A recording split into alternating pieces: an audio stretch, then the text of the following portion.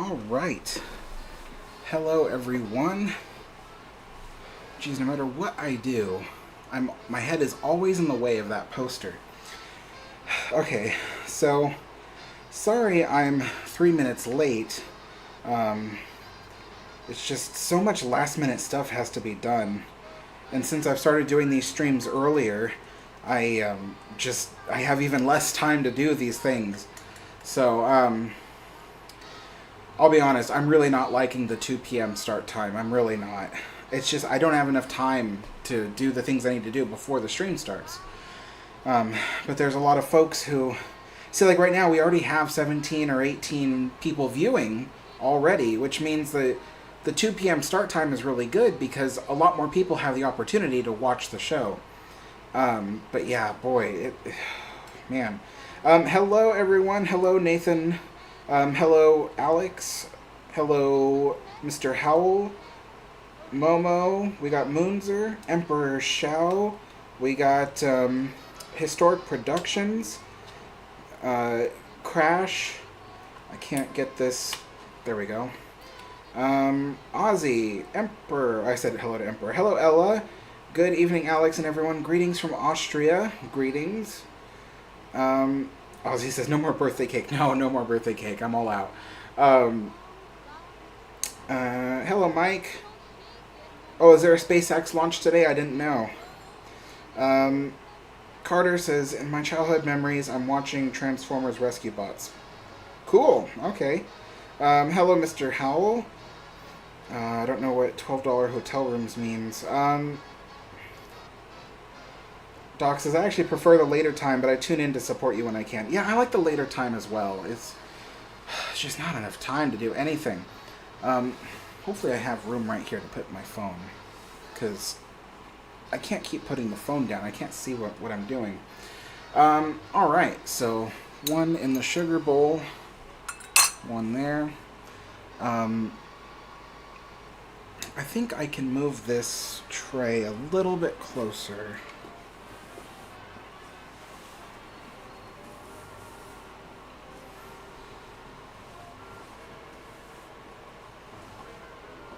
I don't know how that looks on camera, but I hope it looks okay.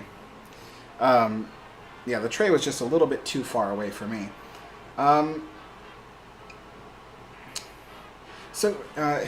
Weather today is weird. It says it's 67 degrees outside, but it's also pretty humid, so it kind of feels weird. It just feels really weird. Yeah, I tried rearranging everything, because the last stream you guys heard me kind of complain about how the tray was arranged. My friend made fun of me. My friend Chris was like, it looks like you're sitting on a high chair with your food in front of you. And the thing is, I've tried over the last couple of days since I last did my last stream. There is no other way to rearrange this setup. The tray, the everything, like, the tray has to be this high to be on camera. And the camera can't be adjusted any other way. I was able to adjust the microphone, but the hilarity about the microphone is that the microphone is a one and done deal. Like, it's a microphone on a tripod that's permanently attached to the tripod. It's a cheap little microphone, but it sounds really great, especially when you're sitting a couple feet away from it and you listen to it back on headphones. It sounds amazing. So I had to literally duct tape the microphone to a tripod that is broken. It's a tripod for something else that I don't even use anymore because it broke. But I just duct taped the microphone to the tripod just so that way you guys can hear me a bit clearer than normal. Because otherwise the microphone would have to sit another few feet further back and down on my bed. So there's really not a lot of space to work with here. I know it looks kind of big and it looks like a nice huge corner of the room, but I'm actually stuffed into a corner maybe less than a square meter. Yeah, definitely less than a square meter in size. So there really isn't much room to work with here when it comes to this little like live stream corner I've set up. But anyway, yeah, so today we are doing Earl Grey tea. I have my McVitie's chocolate covered digestives. Yesterday I was going to make more Scottish shortbread, but I got distracted. I didn't have time to make it, so I guess it'll just have to wait for another day. But yeah, Boy, the chat is going really fast. I hardly have time to keep up with it anymore. Let's see. Mike says that the SpaceX launch is a manned mission, 28 minutes till launch. Oh, interesting.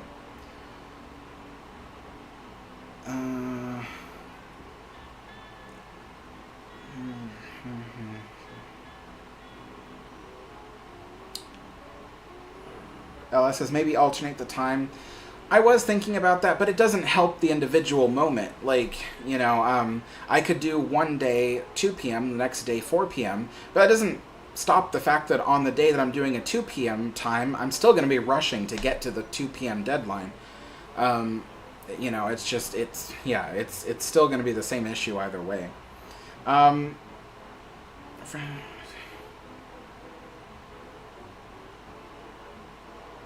What?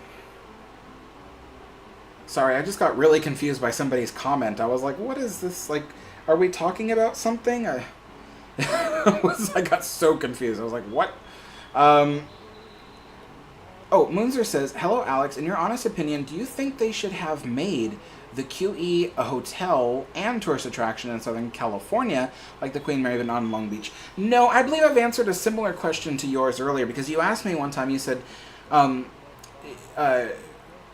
well, actually, this is the same question. This is the QE question. Yeah, so the answer is still the same, which is that the Queen Mary already has trouble getting people through the door. I mean, she does, barely. She makes just enough profit to be profitable, but she's still having trouble getting people in the door. So if you put 2 ships that are extremely expensive right next to each other, or at least even within a 10-mile radius of each other, even more than that, they would have to be at least 100 miles from each other in order to have 2 completely different, independent viabilities. But anyway, yeah, putting the Queen Elizabeth anywhere within a 100-mile radius of the Queen Mary would what's the word I'm looking for? For lack of better terminology, it would flood the market, if you will. The market of visiting a Art Deco ocean liner to stay the night. If there was such a market, it would flood that market, because the Queen Mary already satisfies that market. It's big enough that it can handle the amount of people throughout the year that even want that experience. But it's also having trouble maintaining a high enough amount that it can be seen as something that will last forever. So, long story short, if Queen Elizabeth was right next to Queen Mary, both ships would fail, both ships would have been scrapped by now, and we wouldn't have either ship still existing. So no, they would have to be at least 100 miles away from each other to even be able to be viable individually. Okay, so Curly Q says, hey Alex, I'm working on a model set for my fictional ocean liner movie. Your videos have always been a big help when writing it. Oh, I'm so thankful. Thanks so much. Well, good luck on your movie. Crash says, I've seen the full 3D Titanic model. Oh, nice. I've seen some images of it, but not the full thing myself. Let me get this tea started, because we already have the hot water here. I've already added the hottest tap water to my teapot, so I just need to empty out half the hot tap water. Here we go. And then fill the rest of that up with a little bit of boiling water, just to bring up the temperature. We'll go ahead and let that sit for a minute.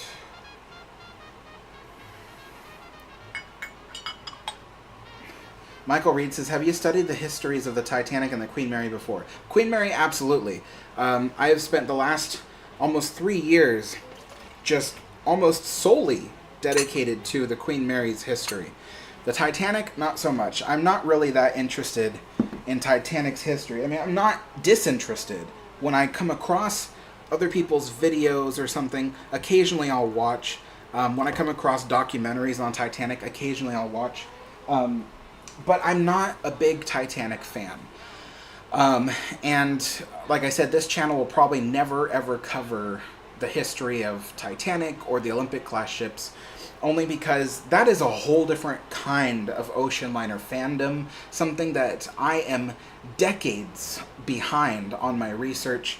And pretty much, like even the kids that are probably watching right now who've been learning about Titanic since they were 5 and are now, teenagers, they probably know way more than I do, and there's really nothing I could say to teach them anything new. So I focus on my strengths, which is my Queen Mary history. I am loving it. I've been studying it for the last 3 years obsessively, and I continue to do so without end. And, it's become to the point where I'm probably one of the few people that are still around that know as much about Queen Mary, which is kind of cool. There's probably like a 100 or so people who know quite as much as I do about the ship. And then, there's probably thousands who know just the general information. But my hope is to kind of grow that number, get more people interested in the Queen Mary, and learn more about the ship and its amazing history. So, yeah, pretty neat. Let's see. LMG Vid says, your live stream is freezing, Alex. I was noticing that on my phone, but there's really nothing I can do about it.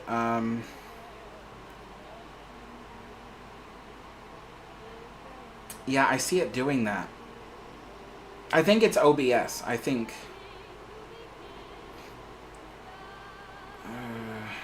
yeah, it's OBS, because OBS has been doing that today. If I close it out, you guys, then the live stream is done. Like, I can't just continue on from where it left off. So, what should I do? Should I just end the live stream, or is it that bad? Because it's never done this before, but I know it's definitely the software. It's definitely the software.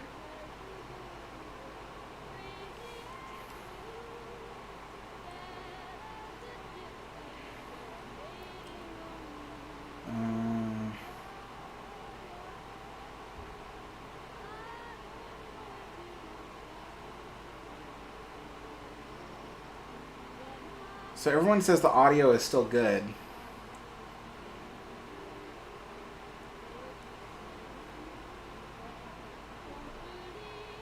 Kevin says keep going.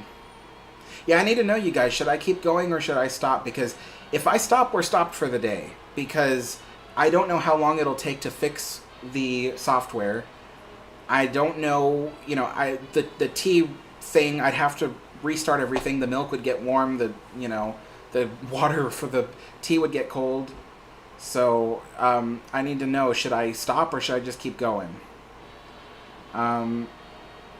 Let's see. Octarian says keep going. Jeffrey says it's fine. Mike says don't stop.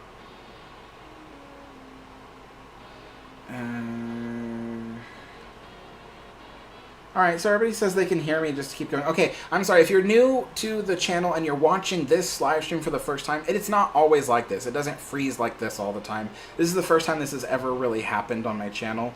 So, please forgive the live stream. I will try to figure out what is wrong with the software and try to get it working again. But everybody says the audio is working just fine. So, yeah, so we'll just keep going.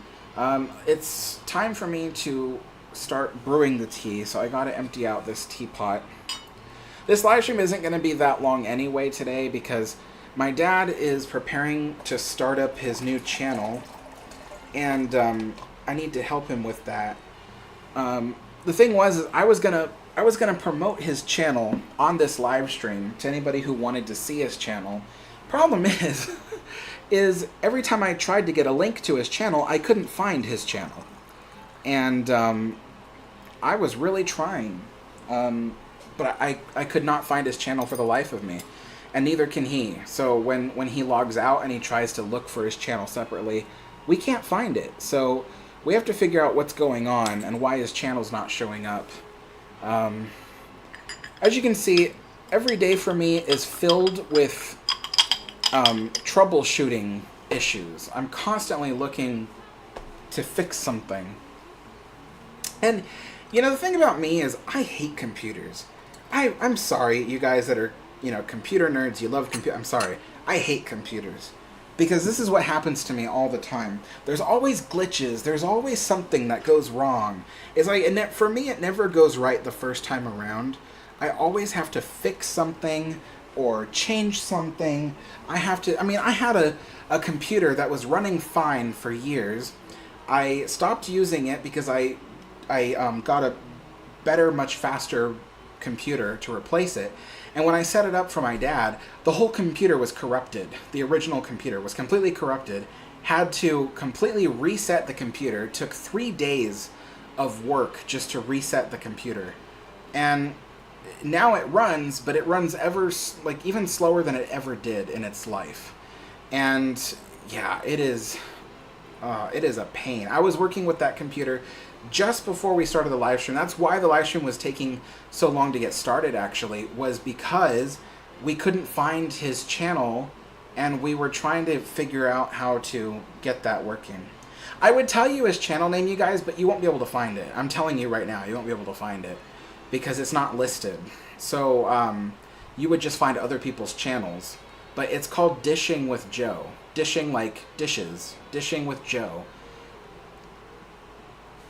But it's not listed on YouTube, so I have no idea. Yeah, we'll figure it out. But while I'm doing this tea time live stream, my dad is editing his first video, so he's currently working on piecing it together.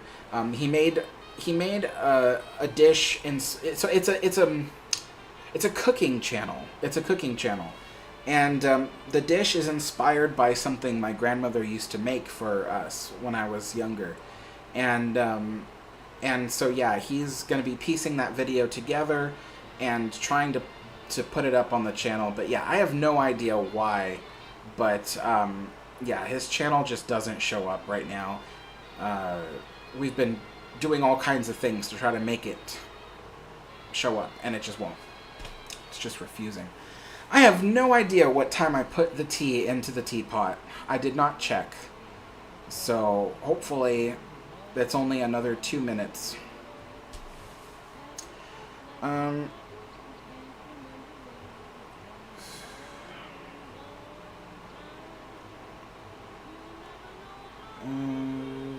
see here.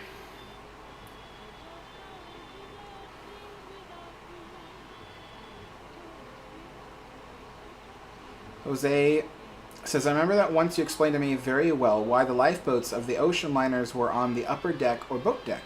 However, on the RMS Majestic, we see that on the aft center section on B deck, there is a row of lifeboats on a covered promenade. What do you think about it, Alex? Let me see. What is it? It's RMS Majestic. Let's see.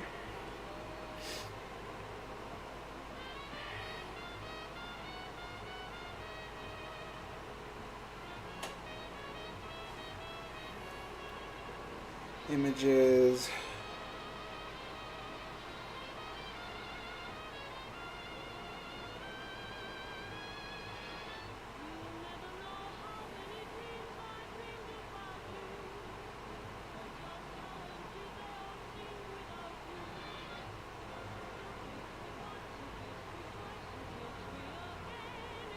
Okay. When was it built? 1914. Construction started in 1913. Yeah, I don't know. All I know is that, you know, nothing in life is ever really set in stone, except for stone itself. You know, there could have been a number of reasons why it was done that way. Maybe they were designing the ship in 1912, Titanic disaster happened, and it was already too expensive to redesign the ship. To have more lifeboats to fit with the new laws. So they probably just last minute was like, let's take out some of this promenade and install lifeboats here to make up for the lack of lifeboats on the ship. Because all ships had to increase the amount of lifeboats that they used soon after the Titanic disaster. Let's go ahead and start with this tea. Um, so that's probably that's the first thing that comes to my mind, is it was a last minute decision to add lifeboats to that promenade to meet the capacity that was changed due to the Titanic disaster. So that's the first thing that comes to my mind. But it doesn't really surprise me because, like I said, in life, there are always exceptions to rules. That's just how life is. There's always something. There's like, generally speaking, an ocean liner puts its lifeboats on the highest deck because the higher up you can get it away from the waves, the safer the lifeboats will be. Now, on the RMS Majestic, it's not like the lifeboats were like 4 decks down. It was like 1 deck below the other lifeboats. So they still put it up as high as possible. But when you look at cruise ships, for instance, a lot of the times the lifeboats appear just maybe 3 or 4 decks above the water. But you look at like RMS Queen Mary, which put the lifeboats, you know, what is it, like 8 decks above the water?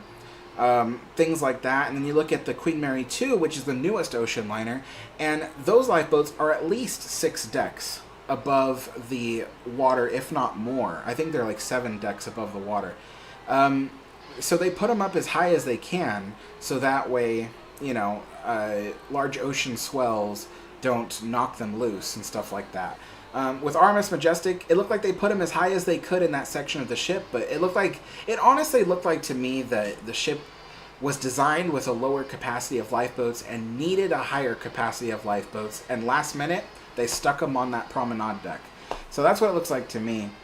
Let's see. Chilling in Frozen North. Yes, I've tried a lavalier microphone. All the ones I can afford put a really loud hiss in the audio, and it sounds terrible. And also, I can't get the audio louder than a certain amount. So usually they have a limit to how loud you can get them. These are the ones I can afford. The more expensive ones that they use on newscasts and stuff like that, those I can't afford, but those are better.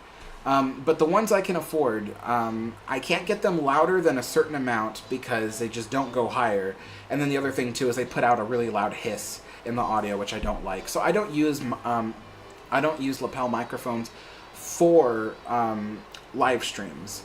And even if I did do it for a live stream, I'm not quite sure where I would plug it in, because I've tried plugging my lapel microphone directly into my computer, and my computer doesn't recognize lapel microphones. It recognizes any other kind of microphone, any other kind of camera, but just not lapel microphones. It's really weird. But yeah, you know, trust me, you guys, I have tried almost every combination of solutions to all the problems I've been presented with on this channel. It's been years. And stuff never works for me the first time around. It's just a computer curse that I have. Let's see. Alex Seaside of Bulgaria says, you don't focus on Titanic, and that's good because many do. As you said, people who started learning about the ship know more than you do in their teens, and I might say I include me. Read the next message. But you have to move on. Titanic is nothing out of all the ocean liners out there. You know, yeah, I mean, the thing about Titanic is that there are people who have been learning about Titanic since they were little kids. I haven't. I mean, I've had Lego sets that look like Titanic when I was a kid. I've had a book of pictures of Titanic, but I've never really done any research on Titanic. And there was one time when I was interested in doing research just to learn more, but I realized I could not ever put it on my channel because there's always someone who knows better. And I mean, while that's true on every subject, what I mean is, when I talk about Queen Mary stuff on my channel, there are just a handful of people who are watching the video that know more than me. And they're like, oh, that was really great, blah, blah, blah. So it's like talking to peers, you know, and everybody else is kind of like, oh, I never knew this. And so in that way, I feel like I've made progress. With Titanic content, I never feel like I've made progress. Because every time I open my mouth and say anything about Titanic, someone else comes in and is like, well, actually, and this is somebody that's not even like you know, credentialed or whatever. So if regular people know way more about Titanic than I do, every time I open my mouth, it's like my brain almost goes like, why even bother? You know, why even bother? You know, because I can't teach anybody anything new, and there's always new theories, new stuff that people learn, and so I'm kind of like, you know, Titanic is a really highly covered subject. I can't really add anything to it. If I want to do YouTube videos, I want to do stuff where I can add to it, teach people things, and that won't be Titanic. So,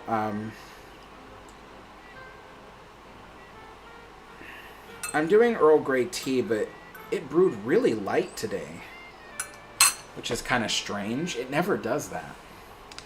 I overfilled the teacup, but that's, you know, whatever.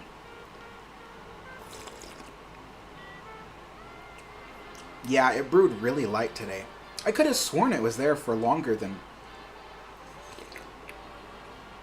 Because remember I said I didn't remember what time that I put the tea in. So I assumed at 2:20 p.m. that the tea was in there for 2 minutes already. And I gave it till 2:23. So even if it was only in there for 4 minutes, that still should have been long enough to make it nice and strong. Weird. Alright.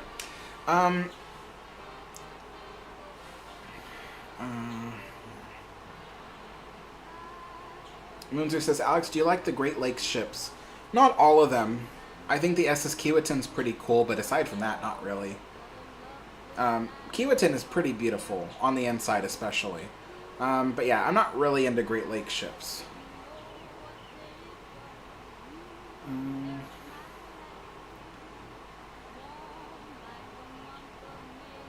Moonzer says, is the Queen Elizabeth II going to come to America? I don't see a reason why it would, no.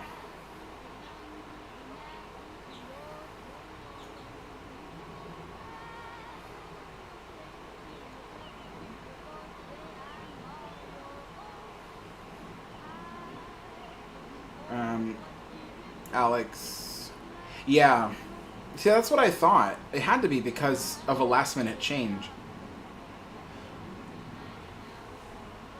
Moonzer says, Alex, do you think the SS Nomadic should come to America?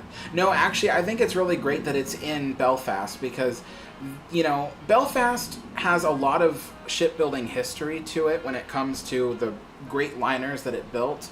And so I think that those shipbuilding cities should have a piece of history with them to show off proudly. They don't have Titanic, they don't have Olympic, they don't have Britannic, they don't have any of the other White Star liners. All they have is Nomadic, and at least they have that. So, no, I think Nomadic is perfect right in Belfast, right where it is. Yeah.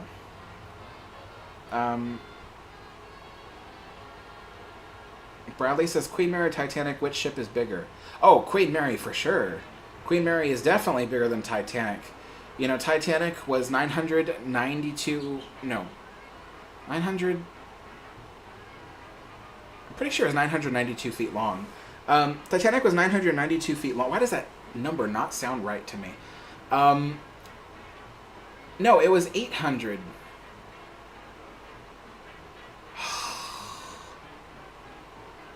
No, it was... Yeah. Whatever. What I do know is, and I can't do the math in my head, but Queen Mary was 127 feet longer than Titanic.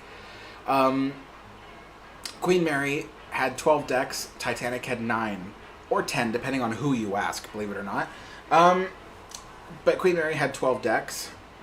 And Queen Mary was a gross register tonnage of 81,000, I believe 400 gross register tons, 81,300 gross register tons. I'm doing all this off the top of my head, by the way. It's not like I have a book in front of me. And then, you know, Titanic had a gross register tonnage of about 44,000 something. So, you know, Queen Mary was most certainly bigger than Titanic by a long shot. So, let's see here.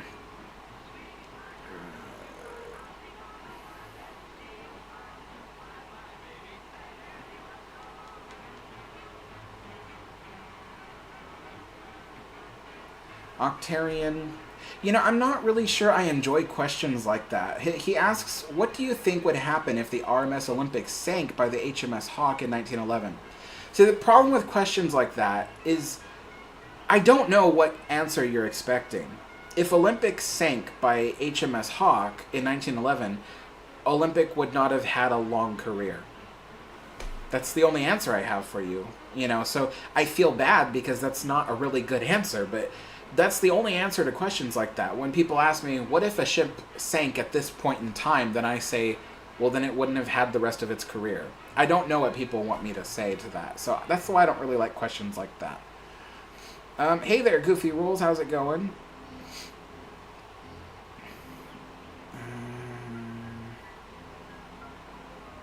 Witz says, Alex, are you a guy with simple taste? I wouldn't say that, no. I'm not a guy with particularly... I'm not a guy with particularly... I don't know the words. Extravagant taste? Not necessarily, but I'm certainly not a guy with simple taste, that's for sure.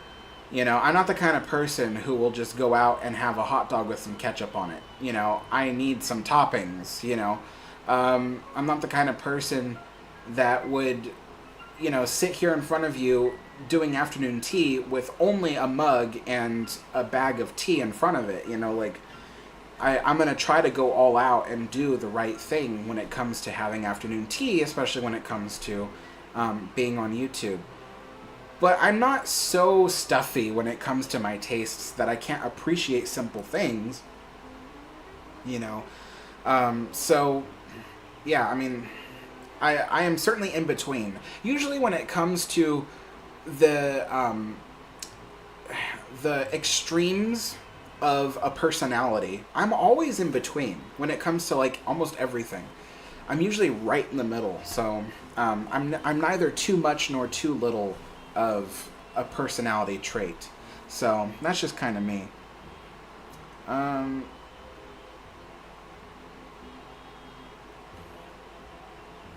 Conrad says, after rewinding, I believe that the tea was brewed for just under 5 minutes.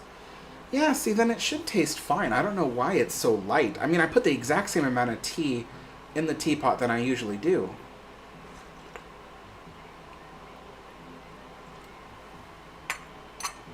Weird. Just really weird. Dangerous Brian, thank you. 882 feet. Thank you. That's the number I was looking for. I was like, for some reason, none of those numbers were making sense in my head. I'm like, wait, 992 feet? That doesn't sound right.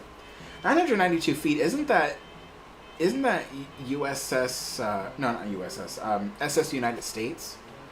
I feel like that was 992. Let's see here.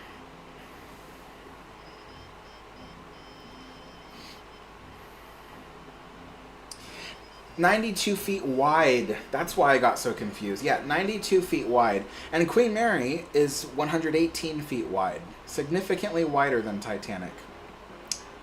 Let's see here. Octarian says, out of the Olympic class liners, which one is your favorite? Out of the Olympic class liners, my favorite would be Olympic because of her really long career and her time spent in World War II. World War One. I'm sorry, World War One.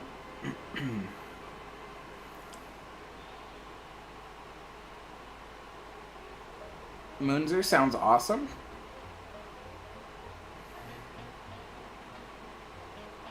So Chilling, I do have a sound mixer and I do use it. Problem is that there is still a limit when it comes to the microphones that I can afford. Believe me, I've tried. I've tried. So there is currently a sound mixer working for this live stream right now. But sound mixers, they still have a limit. And sometimes a microphone is just so quiet that even when you blast everything up to its limit, it's just not loud enough. So the lavalier microphones, I don't use them for live streams. I use them for video productions because at least in post-production, I can raise the volume a little bit higher so it's still, you can still hear it. I'm still not happy with the low volume though. But yeah.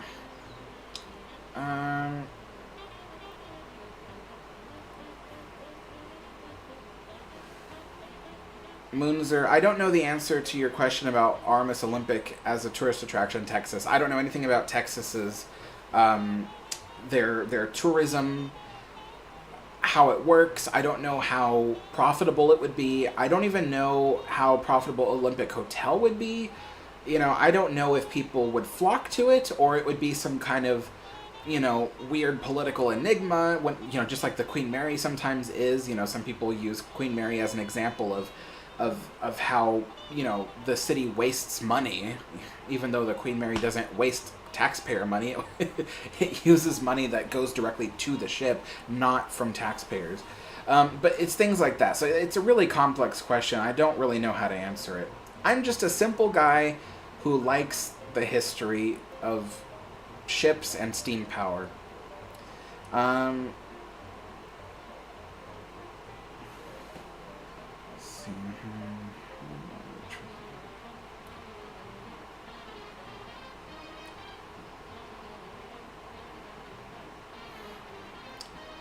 Alex, Seaside of Bulgaria. I don't know which ships were the most successful in White Star Line.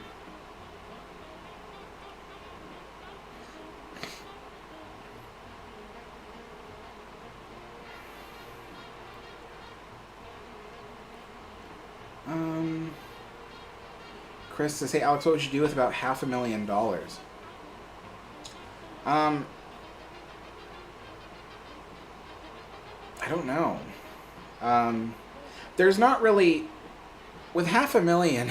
See, $500,000 sounds like a lot of money, and believe me, I would accept $500,000 over nothing. But $500,000 is not enough for me to accomplish my dreams. But it is enough for me to kind of temporarily make myself financially set, if you will. So yeah, I mean, I would help my family. I would help myself. I would try to make our lives a little bit easier using that money, setting us up some health insurance that works for us, something that actually pays out or something. I don't know, but I mean, I don't know. It's a really complex question.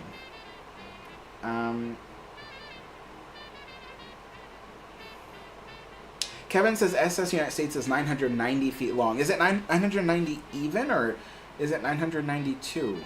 I wonder.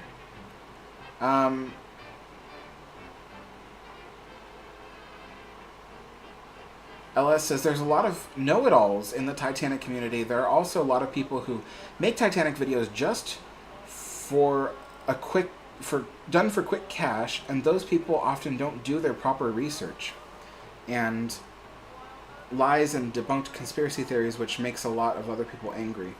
Yeah, see, I don't want to be one of those people. I don't want to make videos just because it'll please the viewers and it'll, give me more cash. Like, I want to make stuff that genuinely adds to the community. It gives people knowledge, raises people up, even brings light to a subject, which I think, it's like one of the reasons why I did a video about Lancastria, or a video about the SS Princess Louise, or I did a Halloween-themed video, which was really about a murder that took place in a, park near Portland and stuff like that, Like, it was stuff that I felt, it enlightens people. It teaches them something they don't know. It brings them into a world that perhaps they don't often get to experience. And so Titanic is just one of those highly covered subjects where I'm just like, it doesn't, I can't bring anything to the table with Titanic.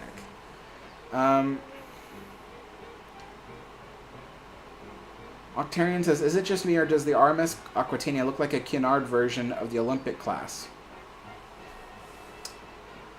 See, I don't think so. I know some people have said that it does, but I personally don't think so, because when you really look at Aquitania, it looks like Mauritania.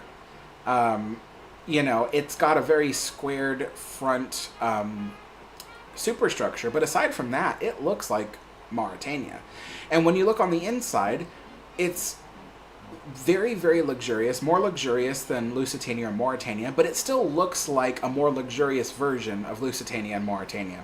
So, yeah, I don't think so, but some people say that it is. or does look like it. I mean to say. Um, yeah. Boy, you know, it is really annoying that the live stream keeps like stopping and starting like that, but there's really nothing I can do. I'll just have to figure it out after live stream's over. Figure out what went wrong and why it's doing that.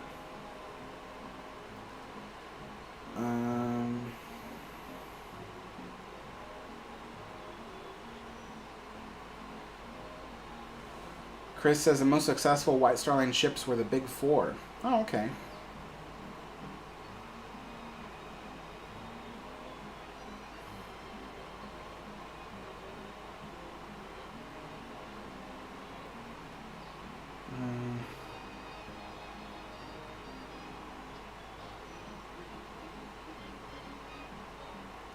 Kevin says overall SS United States is that long. Okay.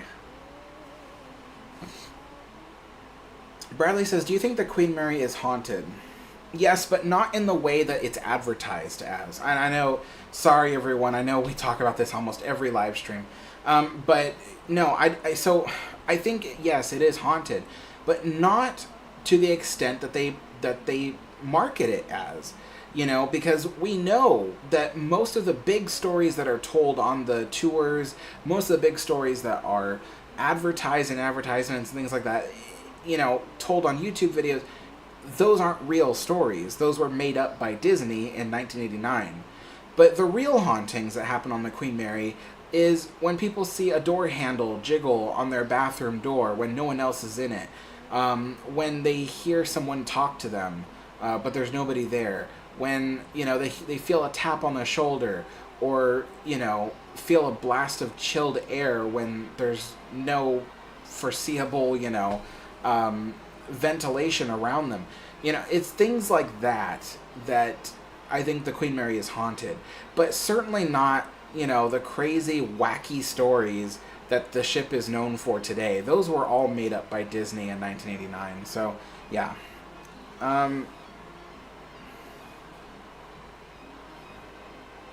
See.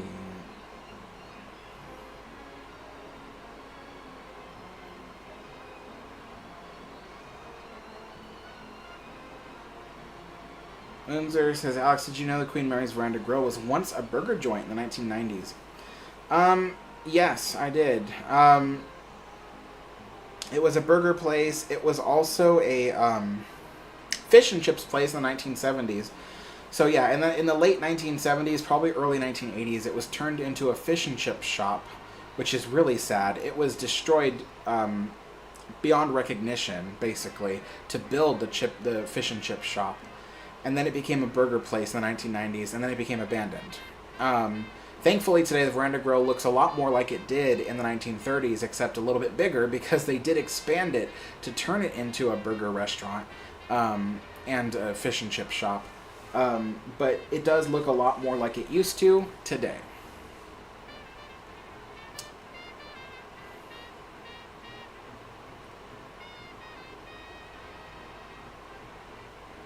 Wit says, what are the different ranks positions of the crew on Queen Mary? Also, did the Oceaners like Queen Mary have a private detective investigator on board? So to list all of the ranks and positions, we're talking, you know, probably like 100 different positions. So I really can't, and I don't know them all. So I really can't tell you. But whether they had a private detective or investigator on board, no, not really. I mean, the best they had was this, you know, the Master at Arms. The Master at Arms was in charge of security aboard the ship. So that's pretty much all they had. And the Master at Arms probably could do a little bit of sleuthing, but I mean, it really, if there was an issue that required detectives, it would wait till they got to port, and then, you know, the local authorities would come aboard to do the investigation. There was really no need to do anything like that aboard an ocean liner.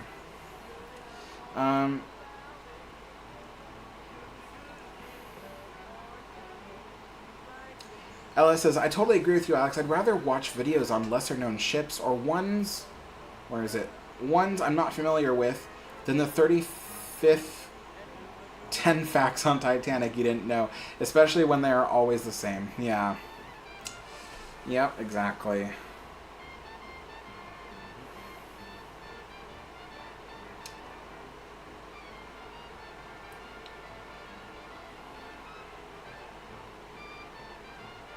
Dave Pippin says, Armis Lusitania, Armis Mauritania. Who was built first? Lusitania technically was laid down first, was launched first, and had its first, what do you call it? Maiden voyage first. And Mauritania soon followed, like within a month of each of those events. So Mauritania was only at like a month behind at most, but not even that. Mauritania is really more like 3 weeks behind. So they were very close, but Lusitania came first.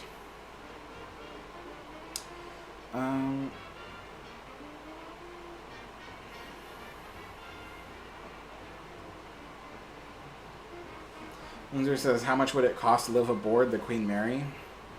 I don't know. I mean, probably as much as, you know, living in a penthouse in New York City, to be totally honest. It would need to cost a lot of money in order to make it worthwhile for, you know, the people who maintain the ship and the management and all that. So, yeah.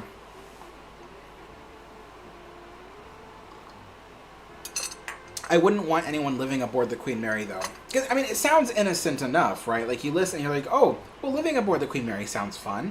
It is, but when you think about the history of the ship, and I know I've talked about this before, but in other live streams I mentioned that the thing that makes it dangerous about someone living aboard the ship is that people, when they live in their homes, sometimes make dumb decisions that end up burning the house down. And you never know who's going to do something like that, you know. And so if you can try to limit any of the reasons why someone would start a fire aboard the ship, you can make the ship last longer. Because believe me, the Queen Mary is fire safe, but the thing is she is more likely to fully be engulfed than an ordinary hotel, because the Queen Mary is full of wood. And yeah, but the thing is like, you know, people make mistakes when they cook. They cause damage. If they have pets, the pets ruin the walls, the furniture. You know, if they have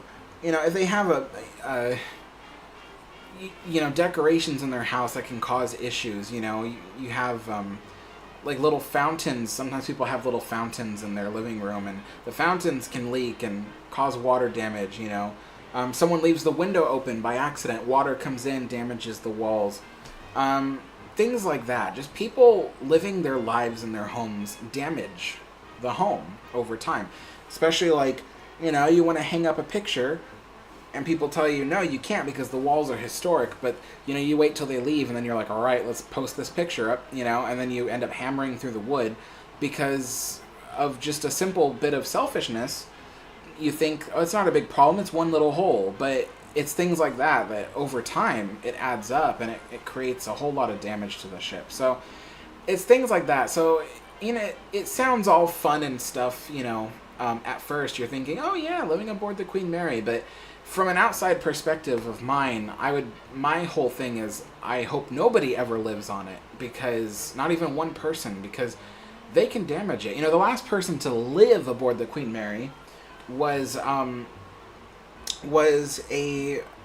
executive from the Urban Commons company that used to lease the ship, and he was living there for at least 2 years during the pandemic. And you know, he had his little dog with him, and they lived on main deck. And I'm like, where is this dog using the bathroom? Like, where is it going to the bathroom? Because every time the dog has to pee or poop, it's not like we all know the guy is not walking the dog through the ship all the way out to the elevator lifts, taking the dog down the stairs or the elevator down to the ground level and then pooping out there. Like, come on. Like, you're going to do that every single time the dog needs to go out? It's too far. The dog doesn't know the difference between, you know, like living in the room versus the hallway of the ship or the large public spaces of the ship. Probably is going to kneel down in the middle of the main lounge and just, you know, poop or pee or whatever. So, you know, yeah, that's my whole thing with living on the ship.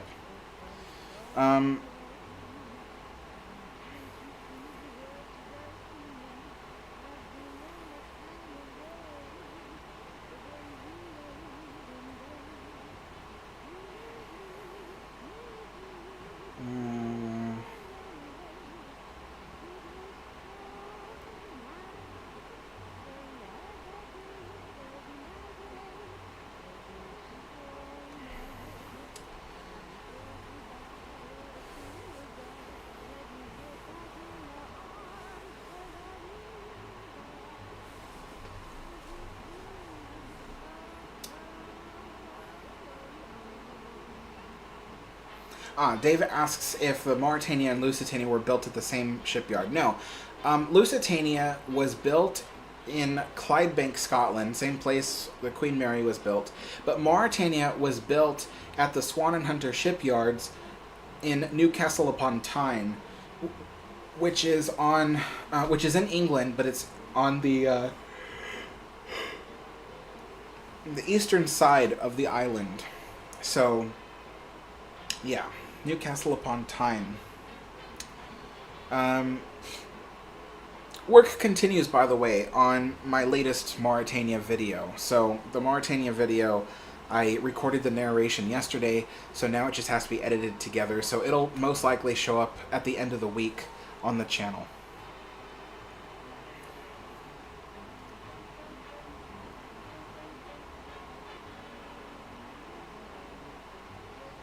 Top impressive line. You know, I can't promise what videos I'm going to make, because, you know, it depends on if the story really jumps out at me. But, you know, if they're... I mean, I'm not going to... What am I trying to say here? Carpathia, I can see me doing a video on Carpathia. Do I see me doing it anytime soon? No, because I don't think I have a reason yet to do it. But yeah, it's not off the table, that's for sure.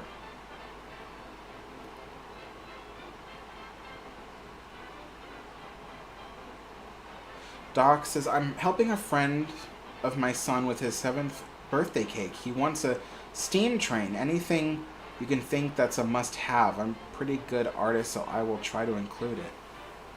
I don't understand the question fully.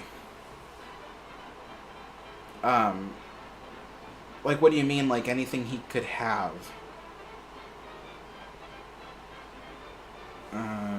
Yeah, I don't understand.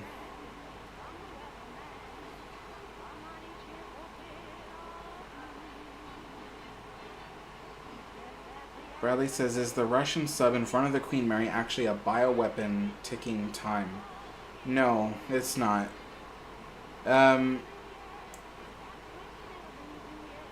Ella says, people might think painting the wood paneling green is a good idea. It happens. That's a reference to Olympic having its wood paneling painted green. Goofy Roll says, you're having a buffering problem. I guess it's getting too popular. No, actually, there's something wrong with the software. I discovered it after I went live. So there's really nothing I can do about it during the live stream. I'll just have to wait till the live stream's over before I can fix the problem. I don't even know what's wrong with it, to be totally honest. It's the software for sure, but it's not buffering.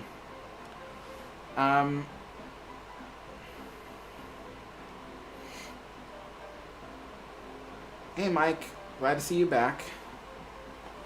Alright, so let me just finish this cup and make another cup. It is really annoying that this software is malfunctioning like this. I don't know why, but we'll have to figure it out. There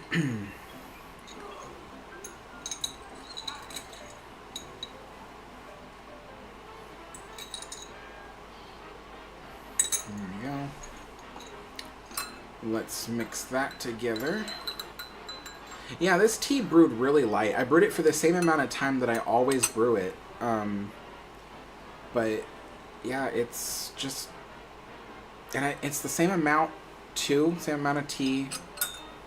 I don't really recall... Maybe the water wasn't hot enough.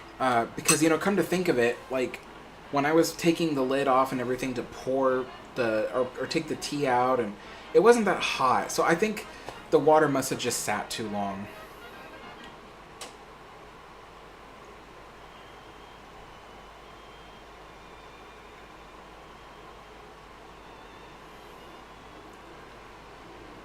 So, yeah, everybody asking about videos and when they're going to happen. Like I said in the last stream, I've just learned to not say when. Because every time I do, I can never get the video out in time. It's like a curse. You know, on the last Tea Time live stream, I told everybody, oh, the Mauritania video will be out this Saturday. And then Saturday comes and I haven't even started yet. I was, like, barely recording the narration. So, yeah, I don't put out schedules anymore. I don't tell people when the next video is coming, or even if it's happening anytime soon. Because one time I told people, one of the million times I told people, oh, I'm working on this video and it'll be out soon. It ended up taking 6 months. Yeah, I mean, there's another video that I'm working on behind the scenes, behind everything else, and it's a video that is narrated by Ernest Borgnine, and I'm working to finish that up. But I recently remembered, I'm like, I started that in June of 2022. It's almost June of 2023. It'll be a whole year, and I'm still nowhere near done with that video. So yeah, I can't say like, oh yeah, I'm gonna do Aquatania next or what, because every time I do, there's like a curse. It's like something just changes and I can't finish the video in time. So yeah, I can't say yes or no. Oh, Mike says the launch was successful. It's heading to ISS. Nice. Well, I'm glad, because since it's a manned mission, like the last thing you want is for anything to go wrong. I mean, they still have a long journey to the ISS, but still.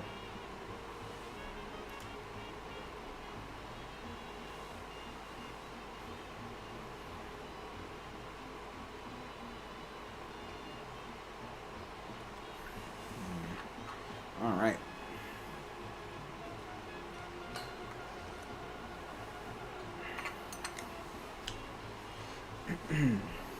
That was pretty good. I haven't even had one of these yet.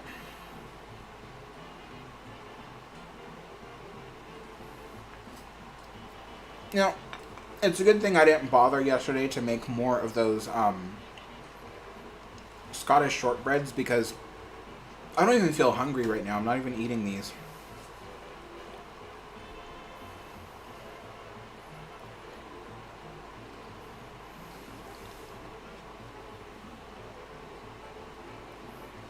I was watching a little documentary last night. Right before bed. It's hilarious, because I started the documentary at like midnight. It's really the only amount of time I have left at the end of the day. And the documentary was something about like like I think it was called Quintessentially British. I just wanted to watch it to see like what people said, like what is quintessentially British, and so it was kind of interesting. Talked about all these brands and activities and places to go and things to see, stuff that is all quintessentially British. The funny thing was that most of the things, I'm talking like 95% of the things they showed on the documentary, were all private businesses. I was kind of like, I don't know, this documentary doesn't feel genuine. I was like, the documentary feels like a giant commercial for all these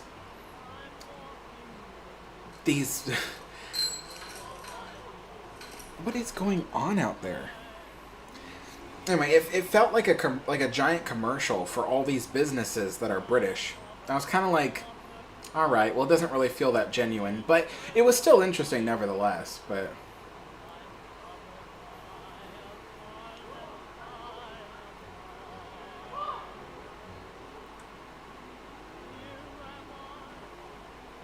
I never knew a Soviet submarine could have a swimming pool inside.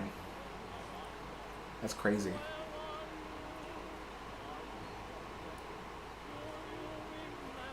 Octarian. Well, I gave my thoughts in the last live stream, but basically, it's cool. Yeah, it's pretty cool. I don't really know what to say. I mean, it's cool that you can see, all the different angles of the ship in ways that you couldn't with photographs. So, but, oh, geez, almost knocked that whole thing over. But yeah.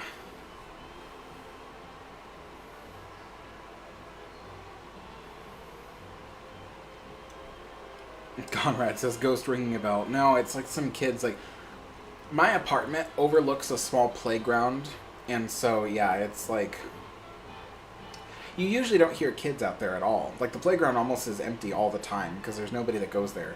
If anything, I've seen more adults at the playground. The adults, they sit on the swings, and they swing, and stuff like that. They don't usually make any noise, but yeah.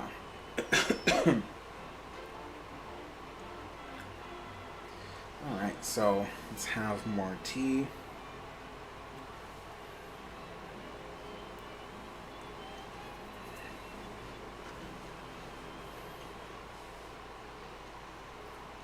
You know, it's funny, the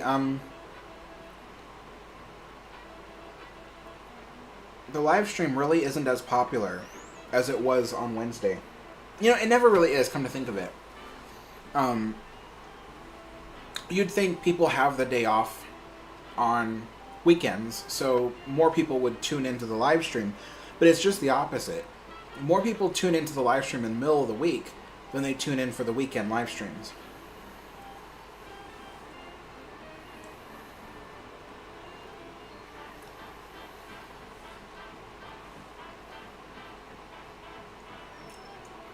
Alex in the city side of Bulgaria says, what is your favorite country?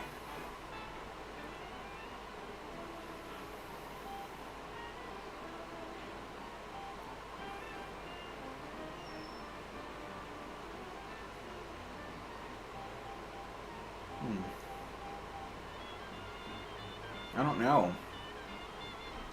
It's certainly not the United States. I'll tell you that much. I don't know what it is, but it's not the United States. I can't say it's England. I want to say Scotland, but I know even less about Scotland than I know about England. All I know is Scotland is beautiful. But, I mean, yeah, I don't know enough to be able to have a favorite. But yeah, the favorite is certainly not the United States.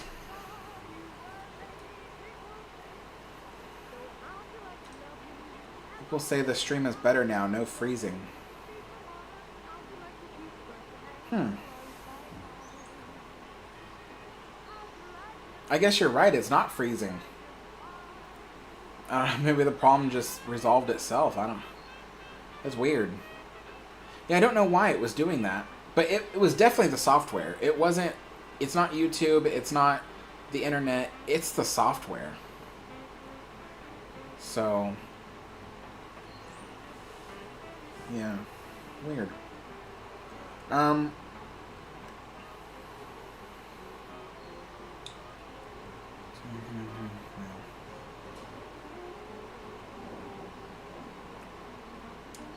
Mike says, I like Ireland. Ireland looks beautiful, yeah.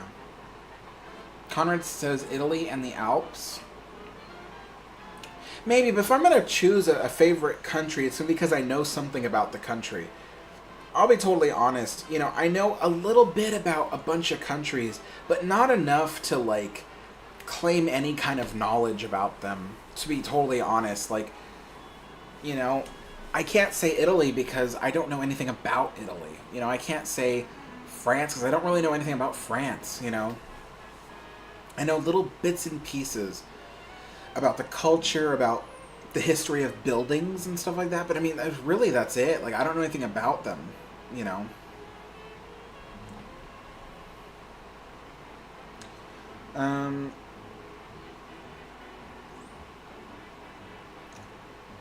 It says, so your channel is your major job, but isn't it also like some sort of freelance?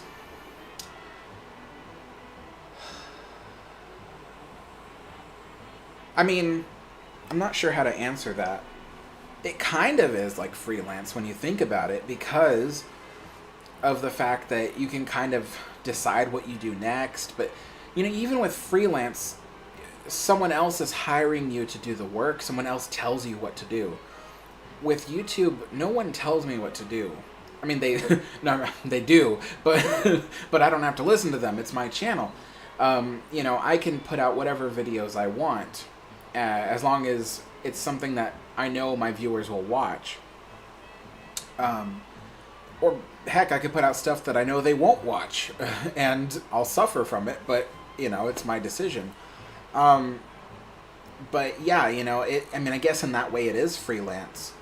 But yeah, nobody can ask me to make a video and then I have to do it for money. Like, it doesn't work that way. It was actually kind of funny because I was recommended to somebody. So a couple months back, I got an email from a local who was like, "Hey, you know, we have this historic place that we need to develop a documentary for, but we don't have the skills or the time to do it." And they're like, and someone had recommended you for it. And I asked them, I said, "Who's that someone?" They told me the person is another YouTuber. And I was like, that's interesting. That YouTuber creates documentaries about these very subjects, you know? I'm like, so they probably asked him and he turned them down and then suggested me. So I was like, well, if he didn't want to do it, then there's probably a good reason why. And when they told me what everything would entail, I was kind of like, that is not what I want to do. You know, like, I could not imagine myself sitting down and actually doing that video for them. It sounded... the reason why I won't say who it is or why is because I don't want to upset them or anything. But there are subjects in the world that you or I would find boring. And this was a subject that I was kind of like, this sounds like I will fall asleep every time I try to work on it. So I had to tell them, I was like, unfortunately, you know, I'm not going to do that. I can't do that, you know. So they were like, "Oh, right, well, that's okay, you know." And I wish them the best of luck, but I was just like, you know, if I'm going to make something, it's going to be something I really want to make. It's going to be something I'm really interested in. And, you know, and so I was excited that they had been recommended to me and that I was, you know, an option for them. But when I heard the subject matter, I was like, this sounds incredibly boring. And it was nothing to do with my channel either. That's the thing. It had nothing to do with my channel. I told them, I said, you know, I'm interested in history, I'm interested in, you know, technology, steam power, all that stuff, but this was not that interesting to me. I had a respect for the subject matter because it was an art form. I can't tell you what the subject was, but the subject was an art form. It was a musical instrument. But I was like, this has nothing to do with my channel. And I like listening to this musical instrument. But there's no way I could develop a documentary about this specific instrument that somebody owned. I was like, there's no way I'm going to do it. No way I'm going to do it. Yeah, so... Cunard says, "I learned some detail about steam turbines. Each step of blades is the size and distance from the previous stage to account for the reduced pressure so that all the steps spin at the same speed. Otherwise, the steps could rip each other apart." Yep.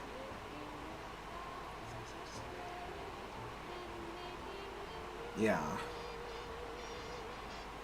I had to reread that again because sometimes in my brain I'm just like, what? What does that mean? But yes, that sounds right. Hey, Brian, how's it going? Brian says, "Hey, Alex, good to see you today." Good to see you, too. But yeah. And that story about the documentary about the musical instrument was pretty funny.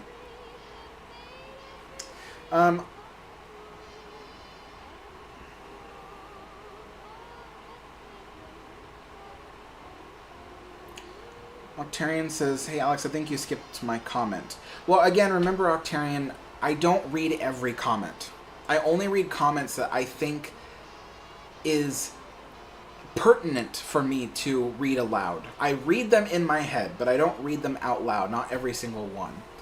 So, that last comment of yours, there was nothing I could add to it. There was nothing that I could comment about. It wasn't important for me to mention out loud. So, I hate to make an example of your comment, but that is the reason why. So, I can't possibly answer every or read out loud. I mean, everybody's comment. It's not what I do. That's not what I do on this channel. Gozu says, "What are you eating?" So, I'm not really eating anything, but what's right in front of me is McVitie's tea biscuits. So they're chocolate covered. They're my favorite ones, but I'm just not feeling that hungry right now, so I'm just really not even eating them. And my tea did not brew dark enough, so it's very light. I'm not really enjoying it that much. I can hardly taste the flavor. It's my favorite flavor, Earl Grey, but I can hardly taste it. I don't think the water was hot enough when I brewed it. I think I let it sit for too long.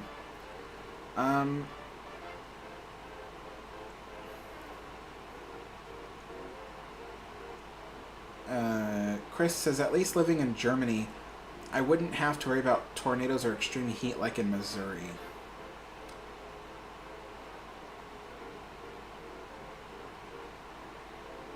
What?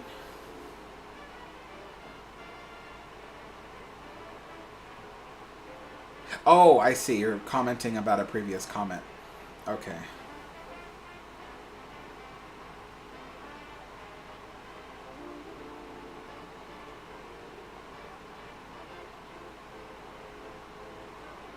Hey Kobe, how's it going? If I could live anywhere, I would live in Italy because I love their food, culture, government, and other ocean liners.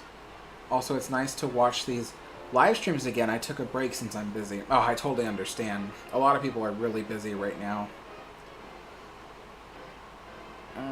Thank you, Gozu.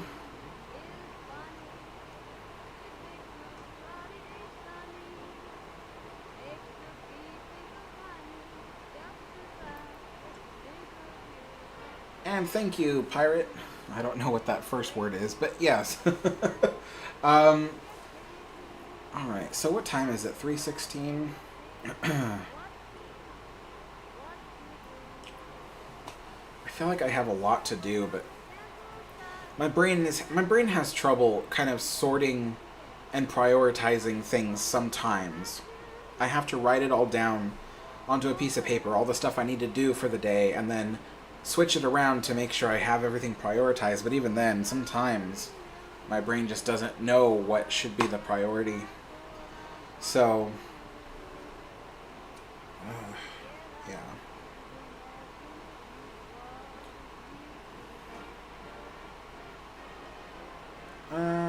Cunard.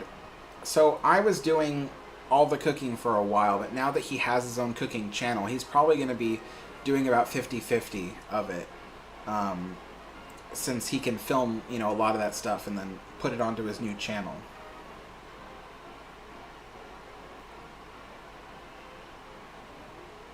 Hello, Joshua.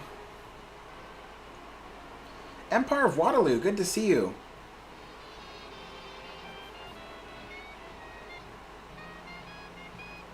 Oh, you're welcome, Empire of Waterloo.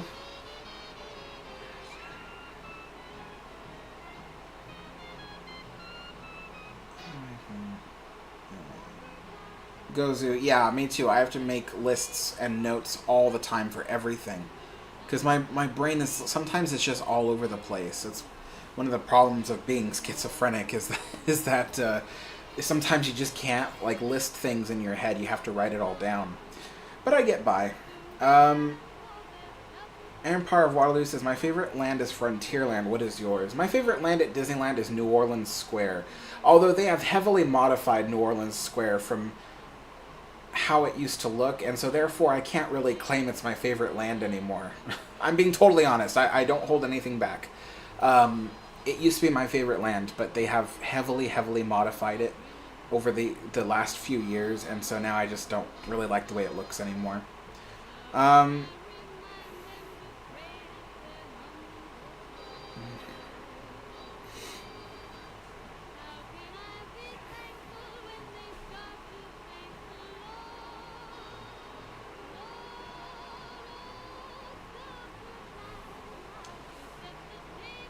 I mean, Octarian, I don't know about that necessarily, because when you think about it, Nomadic wasn't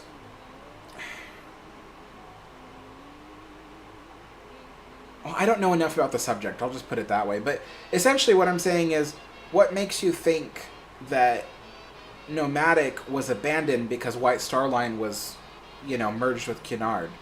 I mean, Nomadic was kept in service even after they merged, and Nomadic serviced ships like Queen Mary and Queen Elizabeth for a long time. So I'm not really sure where you're making the connection, is kind of what I'm saying. But I don't know enough about the subject to really correct you on anything, to be totally honest.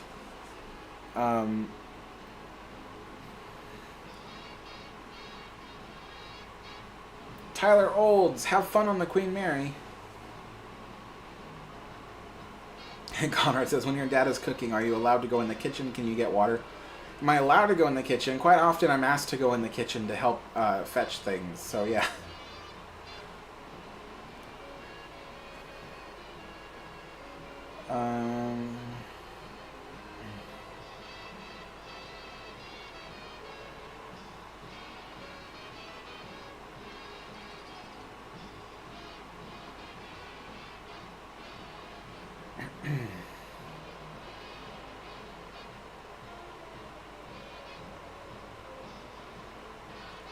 Brian, yeah, I can't say I agree.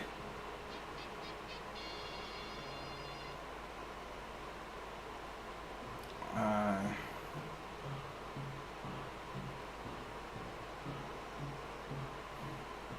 mean, I don't know what they would use the United States for anyway. I don't really think it's really useful for anything. There are a lot of people who think it is, but I personally don't think so. Otherwise, it would have happened already. But at the same time, I don't know. I wouldn't want to sound... I don't want to sound like those people who comment on my channel and say, scrap the Queen Mary. I don't like those people. Those people just want to stir up stuff. And so, that's why I don't want to say yes or no that I agree with that opinion yet, because I don't want to sound like that,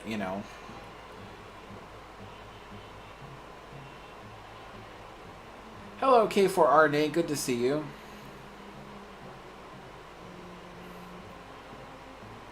Gozu, yes, I am schizophrenic. It is pretty scary at times, but, I manage. I do what I can.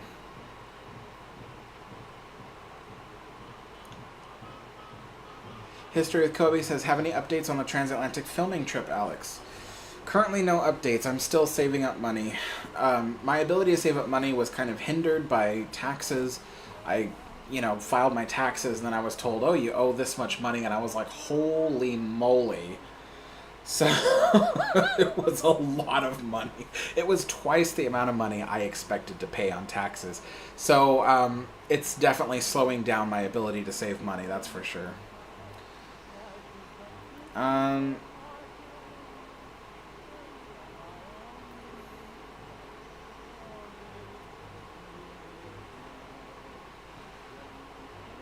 Goofy says, I'll think of something, and by the time I stand up, it's gone. Oh, man, same here.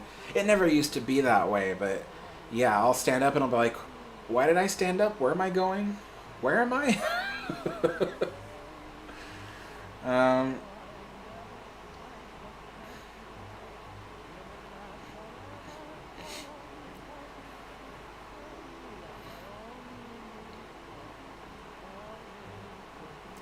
Hello, Mike McDowell. To answer your question, all paranormal experiences I've had in the parks were listed in my 3 paranormal videos.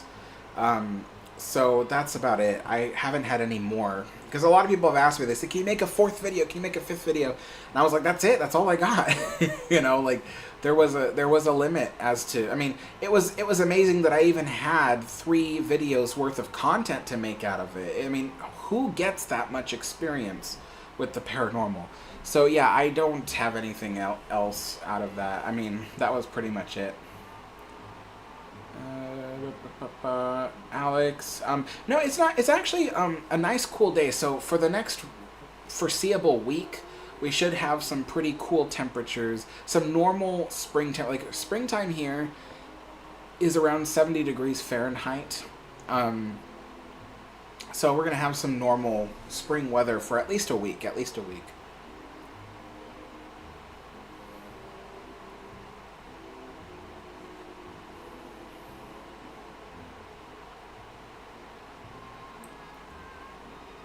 Octarian, yeah, I don't see a use for the SS United States. It looks like it would be too expensive to do anything with. Like, it almost sounds like when everything is said and done, it would be much cheaper to do whatever you were planning to do on the ship and do it on land. You know? So, it just sounds too expensive.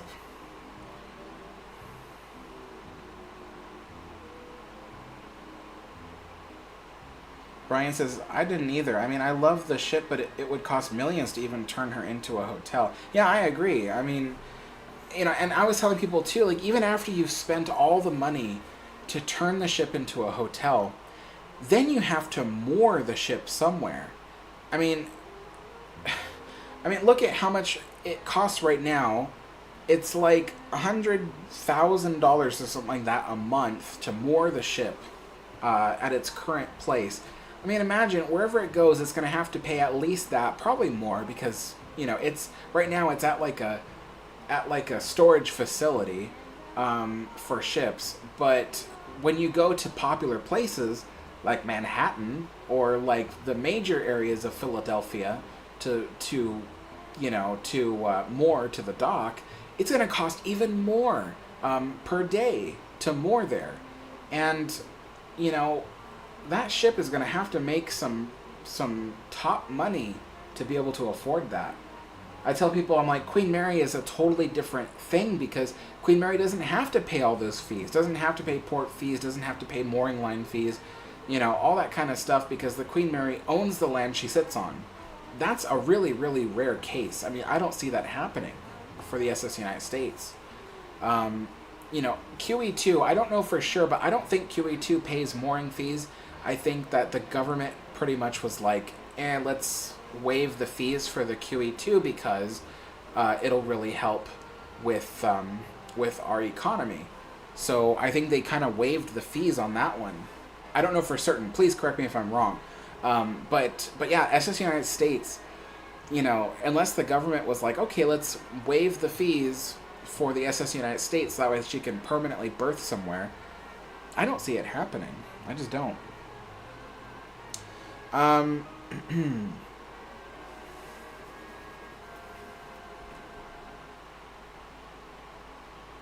Conrad, yeah. It's the funniest story about that. I was talking to the person doing my taxes, and I said, what if I, deducted all my expenses from the entire trip to the UK? And they were like, it can go either way. Either, it works, or it goes horribly, horribly wrong. So I was kind of like, would I want to take that risk? Do I want the government going, you can't deduct a vacation? I don't know.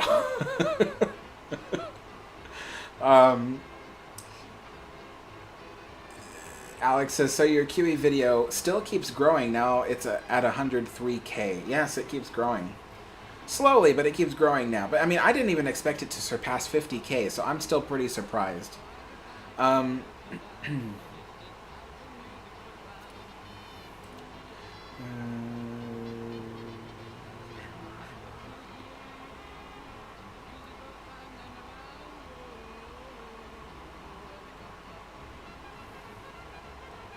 Tyler. Okay. Well, I mean, let me know.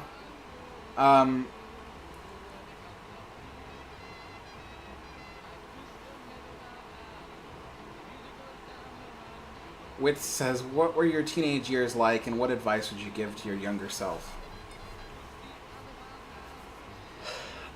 Okay, first, that comment has very little to do with my channel, but I do think it's an important comment for the younger people that are watching. When I was younger, I was very much resentful of society. I wanted to do anything that contradicted what society wanted me to do. And I mean, a lot of people would call that rebellious, but I wouldn't necessarily call it rebellious. Like, I wasn't rebellious against my family or my parents. I just wanted to do my thing and then not have anybody tell me I couldn't do it, you know? And so, I mean, I guess that is rebellion, but so everybody goes through that. But I mean, you know, I also will freely admit when I was a teenager, I wasn't one of the nicest of people. I think it was because I felt like I just didn't have time to be nice. I felt like I just, you know, for me it was about just speaking the truth and not like caring if it sounded harsh or something. But yeah, I wasn't one of the nicest of people when I was a teenager. I wasn't a terrible person at heart. I'm a nice person at heart, always have been. But when interacting with people as a teenager, I just you know, was so absorbed with my own life as a teenager that I just didn't care. But as I got older, you know, I started to learn what was really important to me, and that was trying to make things better for everyone else. You know, as I got older, I wanted to be the kind of person that helped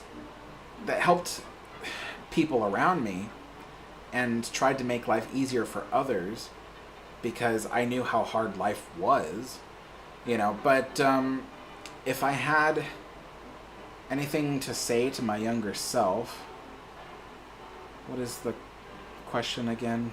Where'd it go? Where'd it go? Where'd it go? Where'd it go? What advice would you give to your younger self? Be patient. Look at the bigger picture. Understand that things are always in a state of change. That while bad things happen, there's also there's highs and lows in life. So usually a low is followed by a high, and then the high is followed by a low. And it's always in a state of fluctuation like that.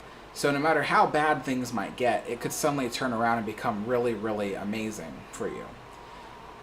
So yeah, be patient and enjoy the people around you, especially those that care about you. That's what I would say to my younger self.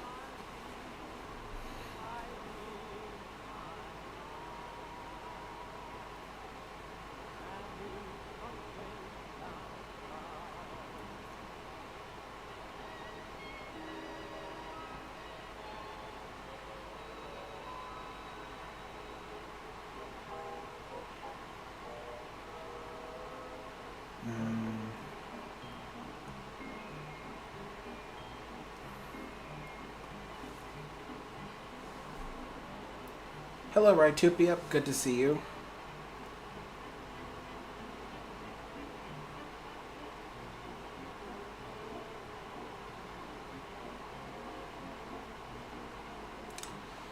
Tyler, I do not currently have any way for people to send me anything. I mean, there might be a chance that in the future I'll be able to get a P.O. box, but for now I don't have one, so just hold on to it, I guess. But yeah, I don't really have a way for anybody to send me anything.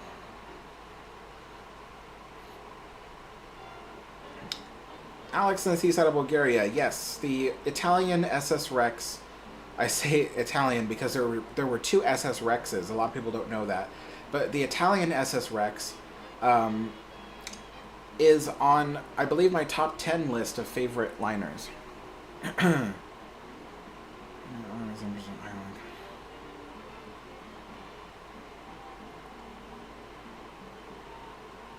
Top impressive line. Okay, I didn't know that. Yeah. Pretty interesting.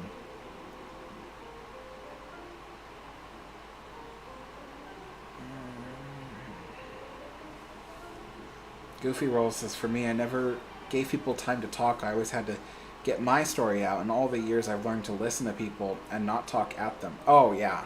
Yeah. I can relate to that, too.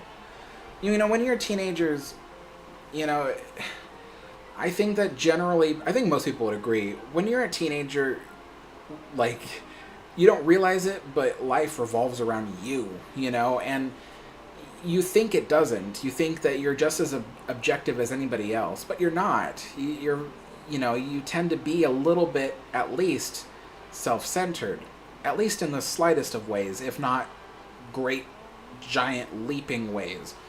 Um, and so I was kind of like that as a teenager. Like I said, like, you know, I was very truthful to people. I was kind to people, but I felt I didn't have the time to beat around the bush and be nice and sit down and have a chat. Like, I was just like, no, I got things to do, you know, like, and I was out and about, you know. So I think at times that made it difficult for people to get close to me because I was just so, like, you know, like, I felt like I had things to do. I wanted a life to live, and I just didn't have time to dedicate to people and stuff like that. But, you know, over time I learned about what was really important to me and how to, you know, honor those around me and show them how important they were to me. And so, you know, it's things like that you kind of grow out of, and you kind of learn to, first of all, to dream a little smaller in your life. You know, if you keep reaching for the stars all the time, you're going to pass up everything that's important to you. But the other thing too is that you learn to be patient. You know, you learn just how the world doesn't revolve around you. You know, you learn how to treat others, you know, the way that you wish to be treated. Because sometimes, you know, as a teenager, as a kid, you think you're objective. You think that, you know, that you're doing everything right. But then later on, you grow up and you're like, I could have handled that way better, you know, things like that. So, and like I said, that rebelliousness of mine totally faded out. I mean, I'm different today than I was just 10 years ago, you know. Even when I was 21, I was still very much like,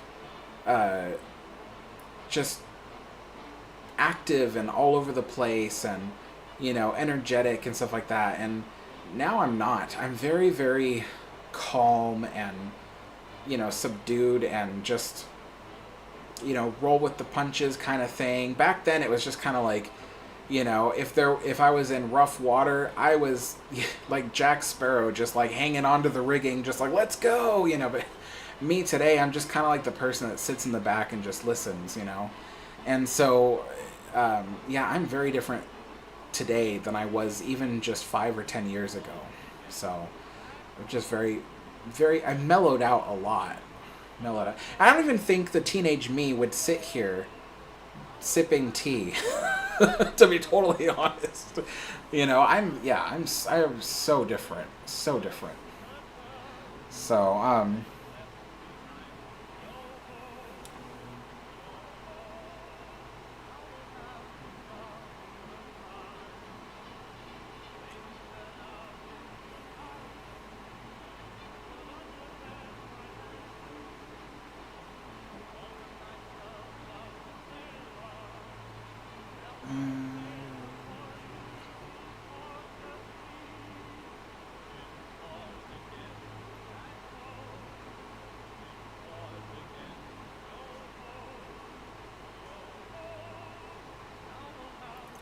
Gozu says, how many times have you been to the UK, and what's your opinion of it?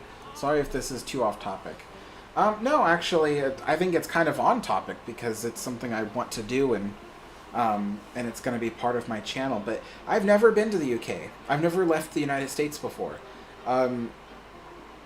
This will be my first time out of the country if I go. Or I should say when I go. I'm going. No matter what, I'm going.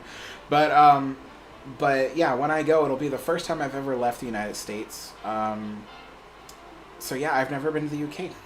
I've always wanted to for a long time. My dad, he really wants to go to Japan. I think for me, I'm like 10%. Like, I'm like 10% I want to go to Japan. But like 90% I want to go to the UK, you know.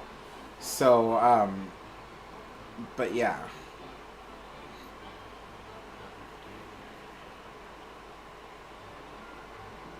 Wow.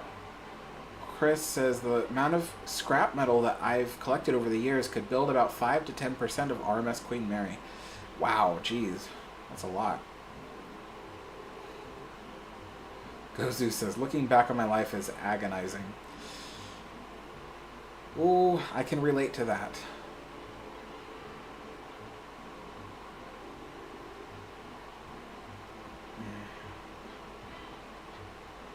Or Tbsps says, have you ever seen A Night to Remember? Yes, actually, I watched the whole thing. Well, I'm surprised I watched it, because I hate to admit this, you guys, but I generally don't like old movies like that. I just generally don't. I mean, there's some that I do, obviously. I mean, there's some classics that I really, really like, you know, like Cleopatra. There's movies like Wizard of Oz, you know, of course. But generally speaking, I'm really not interested in older movies. I don't like the way that they acted back then. I don't like the way that the movies were filmed back then. So generally speaking, I don't watch them. But I watched all of A Night to Remember. And I thought it was pretty good. Not the best, but I thought it was pretty good.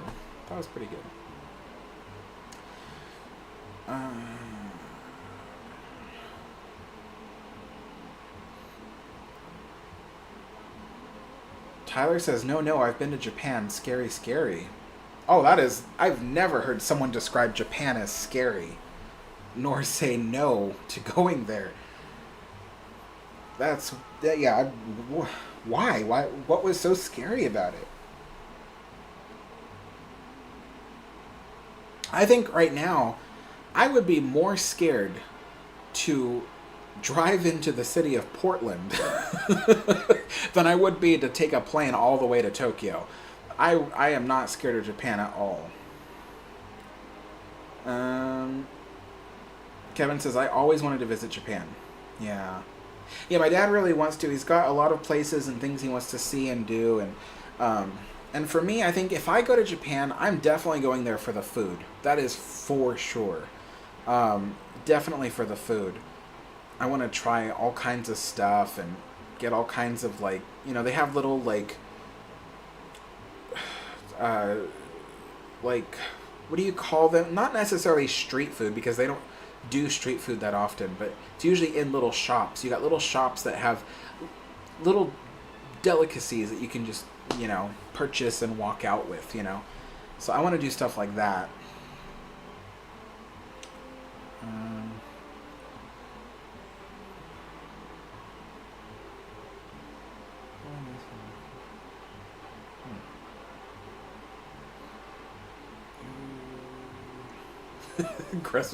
Chris had my reaction. He's like, how is Japan scary? Yeah, I have a friend who's been to Japan, I think maybe 3 times. I don't know how many times, but I think it's been 3.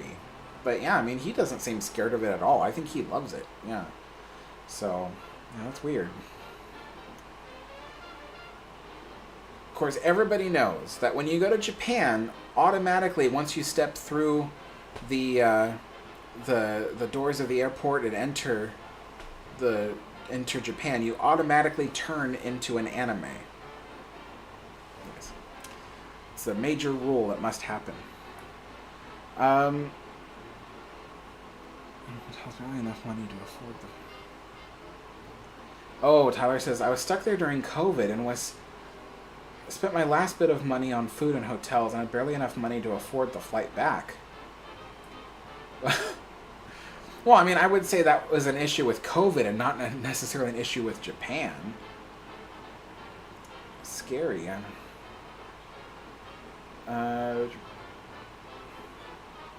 Alex says, speaking of A Night to Remember, would you put it over the 1997 film? Personally, I will, because it retells the story in a better way, mainly except that the ship sank in one piece in the film. I personally wouldn't. I just felt like the 1997 film was better.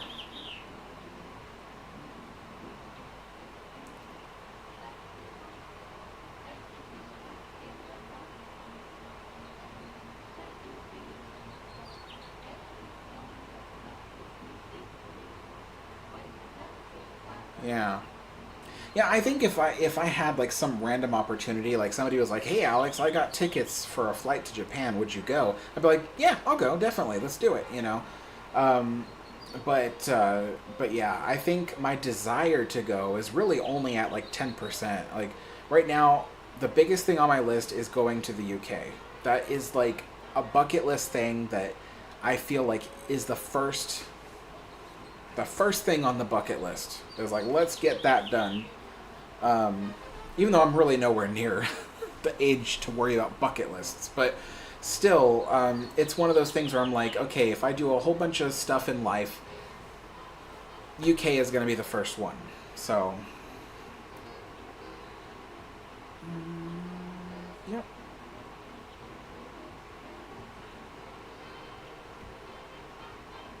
All right. Well, I don't know if you guys noticed, but the footage that's playing in the corner of the screen, I elongated it again. So it originally started off as 12 minutes. Now it is about 21 minutes of footage that loops. So 21 minutes of ocean liner footage, specifically Cunard ships. So hope you're enjoying it.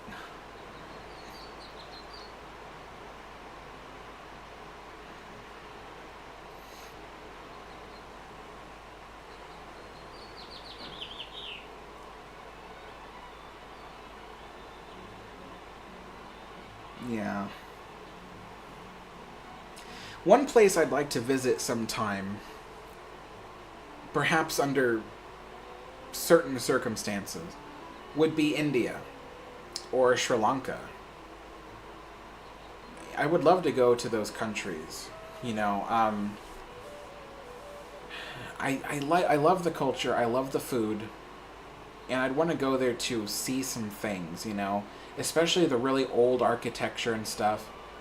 I know in Mumbai they have a street that is entirely dedicated to selling antiquities. So I would definitely want to go down that street and look at antiques and stuff. Yeah, but yeah. So anyway, I think two countries I really want to visit: Sri Lanka and India for sure. The UK comes first. I'd probably go to Japan before I went to India or Sri Lanka. But I still want to visit those two places. And then what else? Where else would I want to go?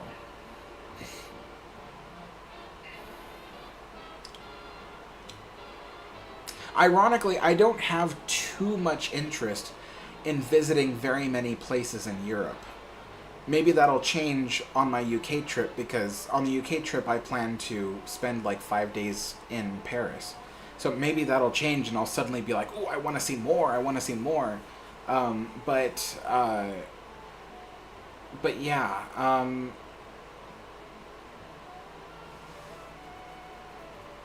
Maybe Germany. I think Germany is a beautiful country. I'd like to see bits of Germany.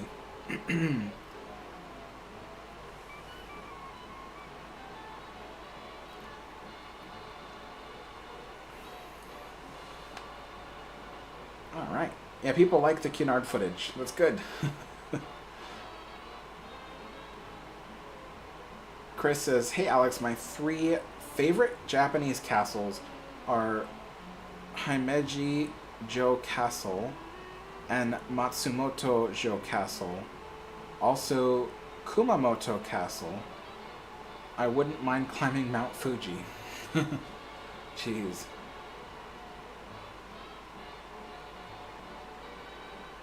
Tbsps says, "Do you prefer the look of Queen Mary with the well deck or QE without it?" I prefer Queen Mary with the well deck. I like the classic look that Queen Mary has.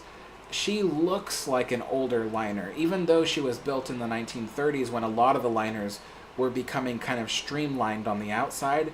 Queen Mary still looked traditional, with the giant cowl vents and the forward well deck and the three funnels and all that stuff. Like she looked like an older liner, and that's what I like about the Queen Mary. So I still like the way Queen Mary looks more than I would like the way Queen Elizabeth looks.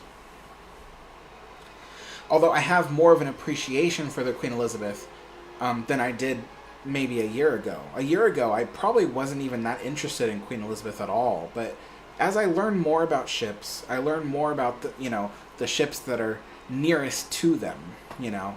So, I mean, it's crazy. Like, now I'm on my way to learning about Mauritania and making videos about Mauritania. Multiple. I say videos because it'll be multiple videos about Mauritania. It's one of my most favorite ships is Mauritania. And so I will be focusing on other ships in the future, stuff that are, like, ships that are lesser known, of course. But for now, I need to learn the basics. I mean, you can't write the English language without knowing your ABCs. So, so for me, I'm starting off with the most famous liners to kind of learn more about them. Learn stuff that I mean, there are people who could probably walk circles around me about ships like Mauritania and Lusitania, and I know nothing. So I would like to learn the basics of the ocean liners and then get into the lesser known liners, like I did with Lancastria, or Princess Louise. So there will be more, but I just can't promise when it'll happen because every time I do, I ends up getting pushed back. So I think I think I'm jinxing myself. I have to not say it, and then the videos will just come out. So let's see.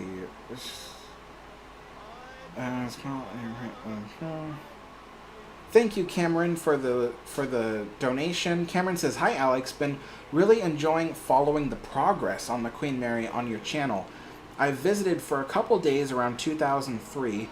I remember because I watched the movie Holes in my stateroom. I remember that movie. Oh my gosh, with Shia LaBeouf. Yeah, interesting. But yeah, this channel will still have a heavy focus on Queen Mary content. I have to get back into it.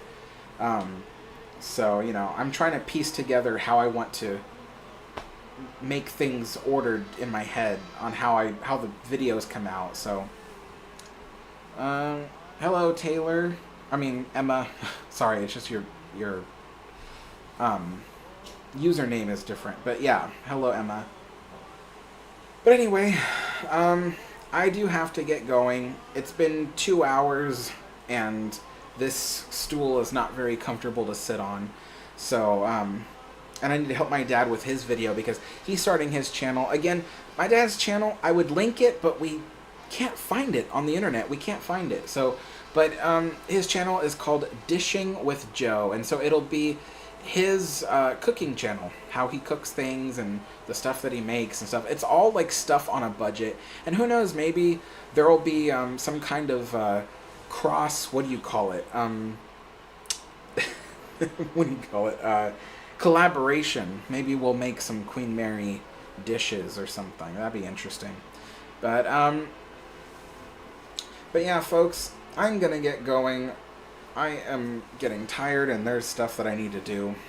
But thank you all so much, everybody, for joining, and I will see you all on Wednesday. Bye-bye.